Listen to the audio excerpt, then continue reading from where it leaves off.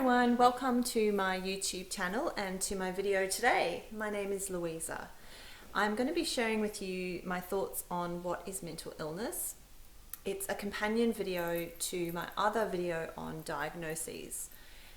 Topics that I feel are really foundational to a lot of the things that I teach, and also a lot of the things that are taught by others at the moment in this space, particularly those people with lived experience who've gone through mental illness and are now, I guess, sharing their expertise with others, with clinicians, with peers, to try to light a path of healing for those people who are following in their footsteps, and also to expand our understanding of what mental illness is, because as most of us have experienced, it's quite a stigmatized thing.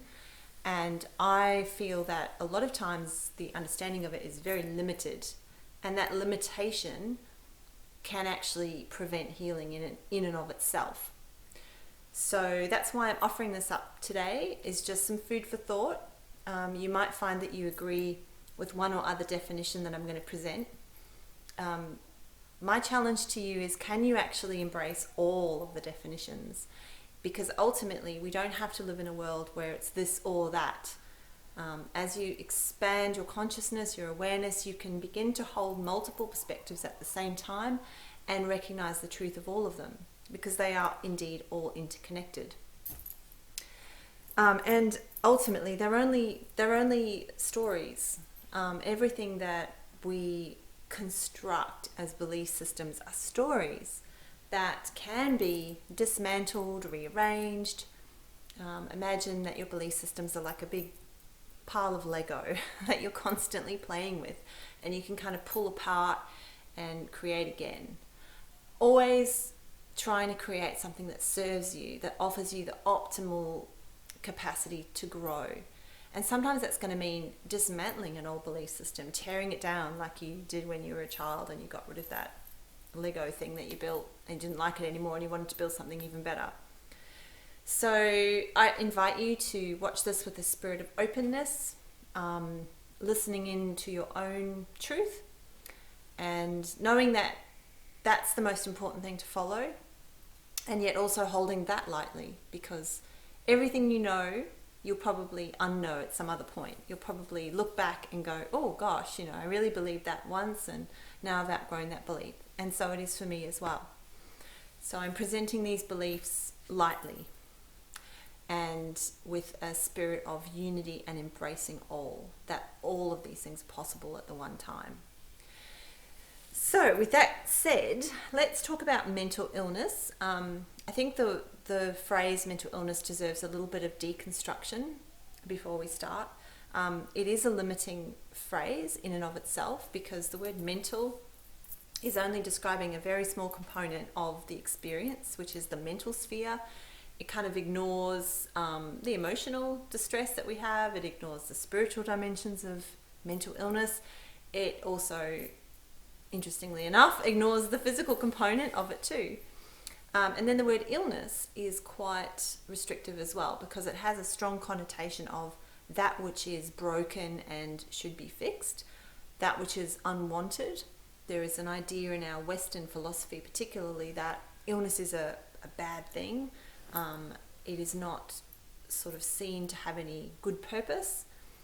And, we're very quick in our society to throw medication at anything, even just a headache, rather than paying attention to the signs, the messages that headache might have for us, or working with our things like a headache in more of a synergistic way. So using natural medicines or relaxing, doing some yoga, whatever it might be. So illness, we kind of shy away from. So there's a little wonder in a sense that mental illness is stigmatized as it is. In saying that, I don't want to deny that the experience of mental illness is really distressing. It can also mean that you're incapacitated in some way. So from an objective point of view, you may well look ill and perhaps like you're not coping and you're not functioning the way other people are, or the way you were before. So there is some truth again to that word illness. But again, let's hold it lightly so that it doesn't become a doomed sentence that you are chronically always going to be ill. All right, so the first definition I thought we could explore was that mental illness is a physical cause. It has a physical cause. And this is the story that comes out of the medical model, that the science is very focused on finding, genes that have caused this mental illness and neurochemistry that has somehow become unbalanced. So I won't spend too much time on this because it's going to show all the holes in my knowledge. It's not so much holes in my knowledge, it's more that I just don't have a head for science and I forget the terminology quite quickly. And I have done a lot of reading and looking at the physical components of mental illness, but it's not something that, I find easy to remember. But hopefully most of you will have come across this storyline yourselves, where you have been told that it's a chemical imbalance and that you require medication to correct that imbalance. So I don't want to throw out that definition altogether because I think it's true on some level. It's true on a physical level that when we have a strong distress or a strong experience in life or something that's troubling us on any level of existence, be it physical, mental, emotional, spiritual, that is going to show up in the body. It actually shows up on all of those levels. So of course anxiety is going to present as heightened fight or flight chemicals, your adrenaline and your cortisone. Yeah. So that's true on one level. And of course it throws your sleep out of whack, and you can get very agitated, and you can have racing thoughts. You can also get conversely very depressed.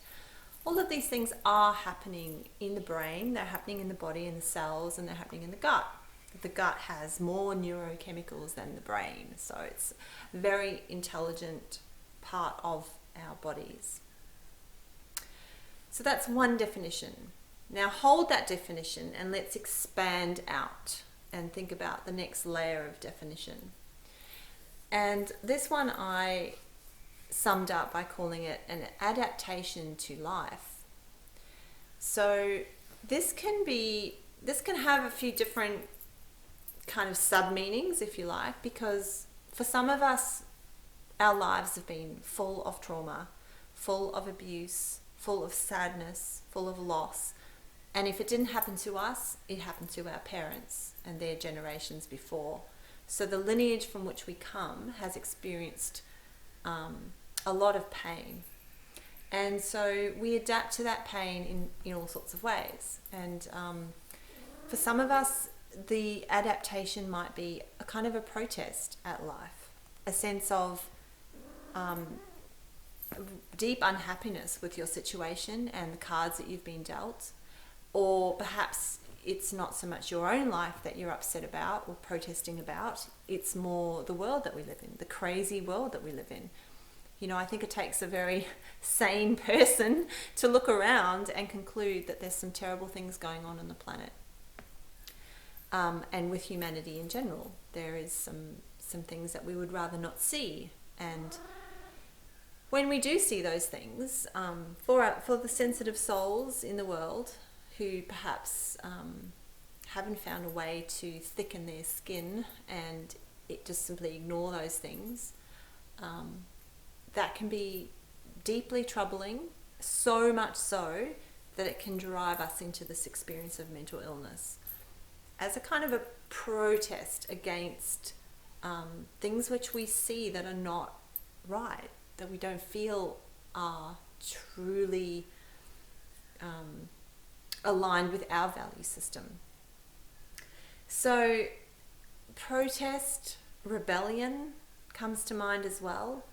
I know that you might initially hear that word and kind of reject it, but if you think about I suppose some of the demands that society makes on us to earn a lot of money and to have a high status job and to have a perfect relationship and to eat a great diet and to look a certain way, and there's so much pressure that if we have an experience in life where we're not living up to those perfect standards, which by golly, that would be 99% of us, I'm sure, then we can unconsciously rebel against that and reject it. And so an experience of mental illness is one way of doing that. There are many, many ways that you can rebel against the society. But it could be that unconsciously you're actually protesting or rebelling against something that you think is not okay.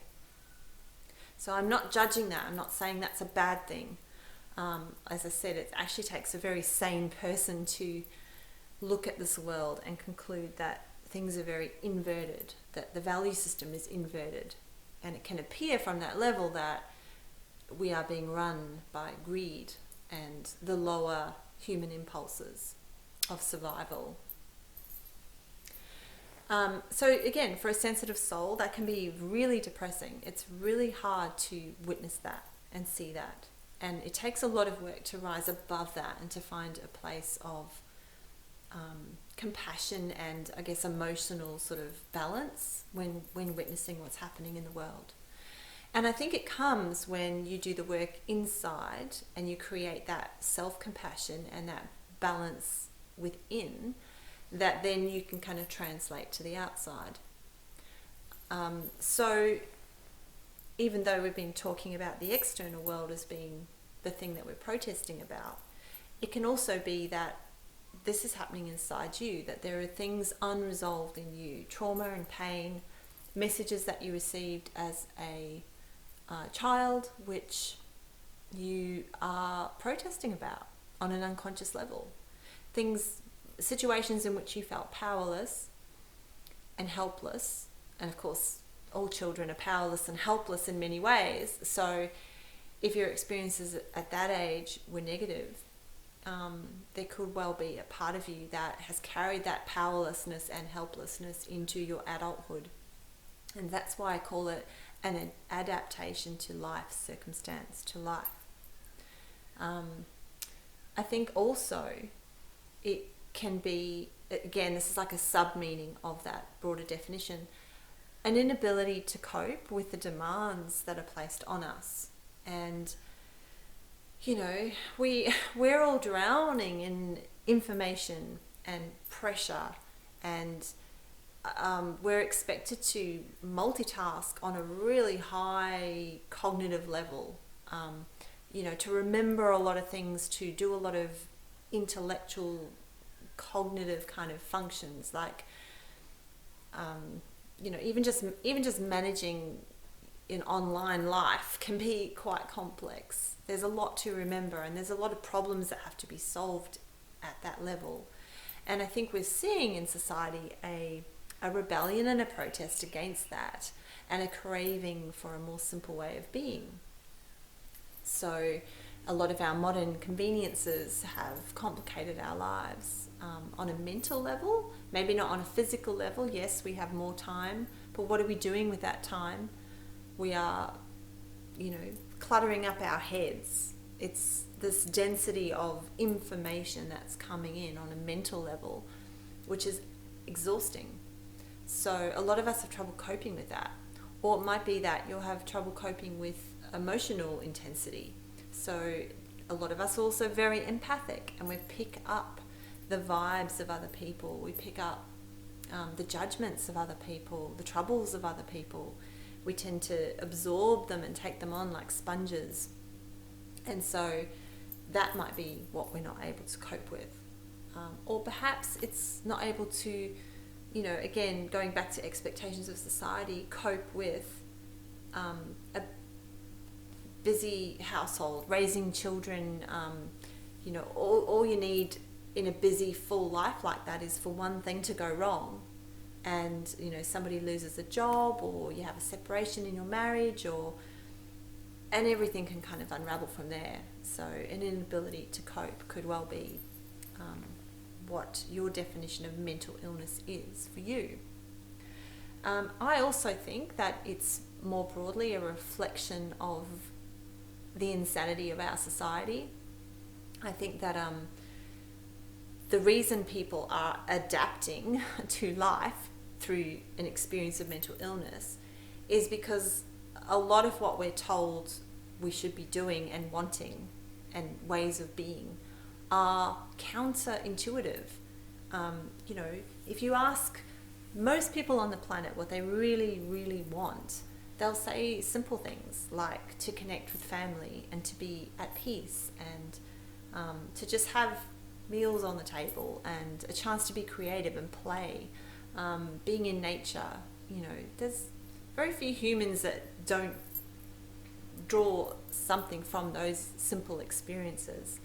And yet conversely, we experience all this clutter and pressure and programming, really, which teaches us that we're not good enough the way we are, that we need to keep striving, and then, you know, there's the practical component of that as well. There's the psychological pressure, but there's also the actual practical pressure of having to pay bills and having to keep up with the rat race.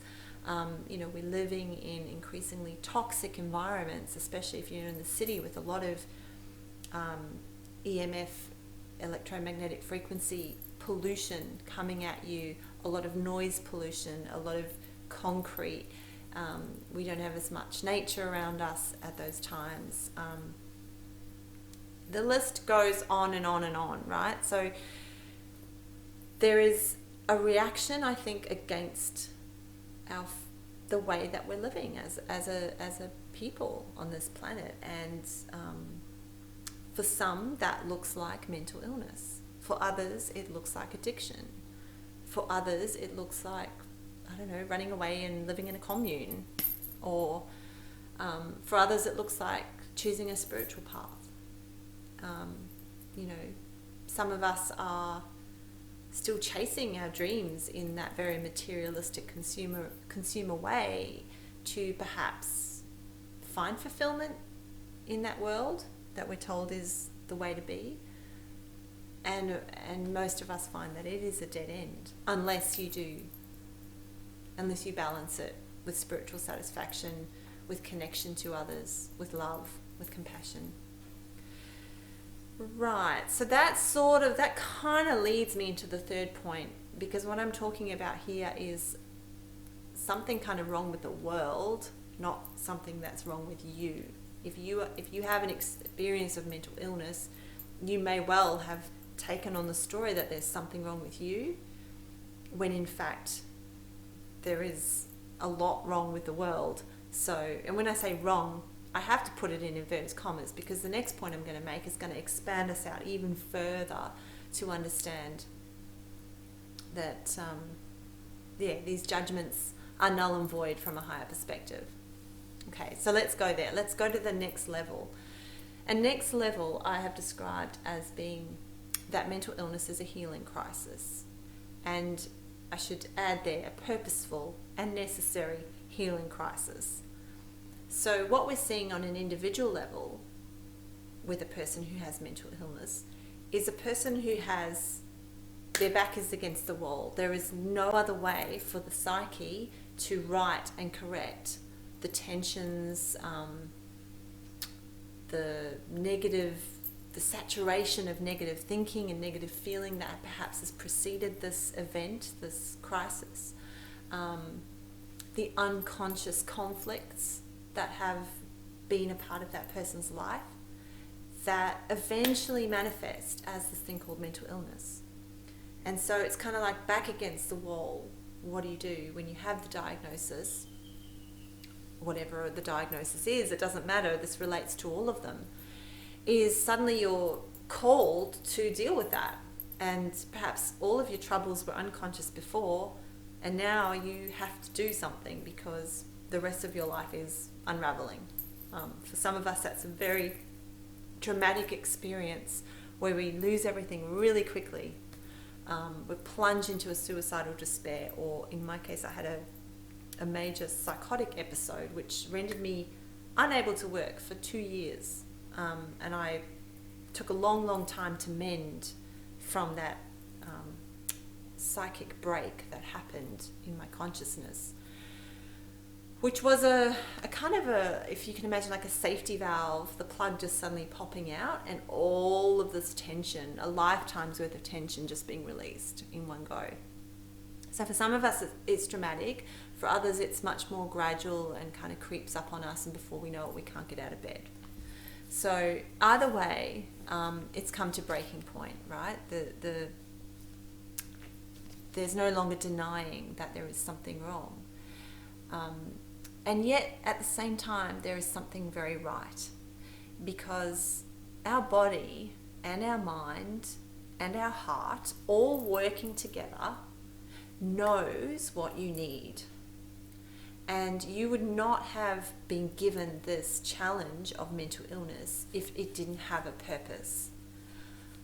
I think seeing it as purposeless and kind of random, which is sometimes what the purely physical definition of mental illness can do, it can make us feel very powerless, like life just throws us some random disease and we have to deal with it.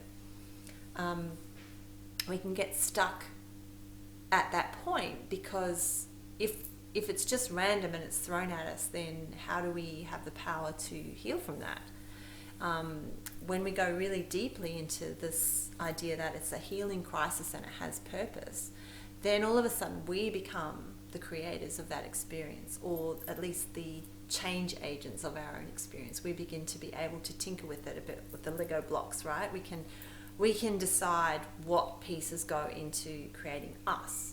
And yes, we might have to deal with some very practical limitations, what I would now call vulnerabilities rather than an illness. That's the path of my mental illness has taken me to the point where I'm not ill if I'm managing my vulnerabilities. So I could get ill because I'm very sensitive and very vulnerable to stress, and there are some things which I need in my life that I guess you could say mean that I'm still ill, such as ongoing therapy. I find that really helpful to just continually talk to somebody about what's troubling me. And a lot of rest, a lot of quiet time, my yoga, right? There are all sorts of things I do that keep me well. And I'm just really attuned now to those triggers and needs that are very personal. Which, yes, from the outside, you know, I'm nowhere near as resilient as a lot of people on the planet, but I'm not ill either. And that's where this idea of the healing crisis can take us, that if we learn to embrace really what's going on for us and realize that we can adjust ourselves to work with it to create healing, then it becomes a gift. We can turn something really horrible. A diagnosis of mental illness is not a nice thing to receive, although it can bring relief as well, and I understand that too. But we can turn something that is very, very negative and stigmatized into something that is quite liberating, actually, to kind of go, well, these are my limits. This is as much as I can do for the moment. You know, this is the thing. We are constantly evolving. We are constantly changing. And I have learned one thing, and that is not to get hung up on one understanding forever. Like, this is the way it is forever. I know where I am right now, and that's really what counts. I know I want to be well and healthy into my future, and so that's my intention. And that also is important, to have an intention and to see yourself being well and happy. And then the journey to get there is what unfolds for us every day, and it's a fascinating journey if we take it in that spirit of curiosity. So the last thing maybe that is worth mentioning is on the idea of a healing crisis. There's a further expanded version of that idea, which is that your soul has chosen this for you before you even came into the body. So on some level, you have chosen this experience. And that expanded truth is maybe not going to resonate with some of you right now, which is completely fine. But for others of you, you will go, oh yeah, I can feel into that and feel the truth of that. Because from that expansion, that point, that vantage point, we can begin to trust that everything that comes our way is exactly as it's meant to be. And sometimes it takes years and years of experience and things, and then looking back in hindsight, reflecting on them and seeing how every little bit of that dilemma created this incredible outcome. And sometimes that outcome is just about the learning that you gain from it. You know, the experience might have been awful, but what you gain from it can be so powerful. You know, I know that for myself, and I know that there are people out there that are watching this right now that will have experienced this as well.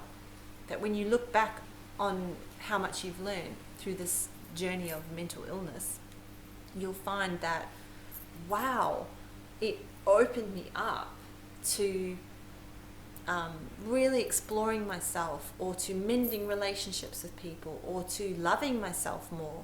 Right there is an incredible gift. And sometimes we need an experience like mental illness to force us into these places. It is back against the wall stuff. Another one of those is cancer, a very common illness today. And, you know, people go through these kinds of illnesses and they come out with this courage and a softening of their edges. They're able to resolve a lot of things with loved ones. Even people who pass on, even the death passage itself is not a bad thing, you know. And that is, I guess, the ultimate message of this video, is that can you retell the story of mental illness for yourself, so that the story has nobility and honor and validity and purpose and meaning. Only you can find that. But it's there. It's there if you want it. It's there if you look for it. And when you do that kind of searching, you're going to bust out of the limits of the very narrow definitions of mental illness.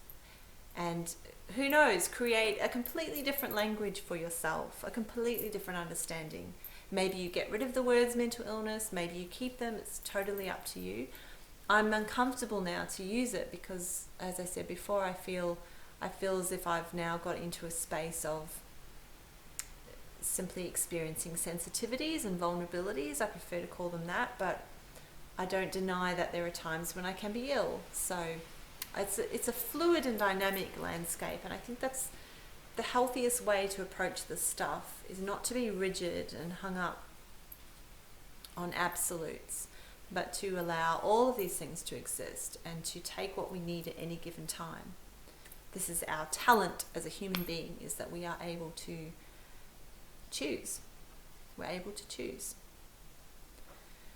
So I hope that you choose something that is of benefit for you, and that you watch my companion video that goes with this one, which is on diagnoses, and that they're useful for some people out there. And yeah, that you continue to grow and evolve, and that we all do that together, because yeah, that's what makes me excited. That's what makes me want to live every day. It's the growth and the expansion, and the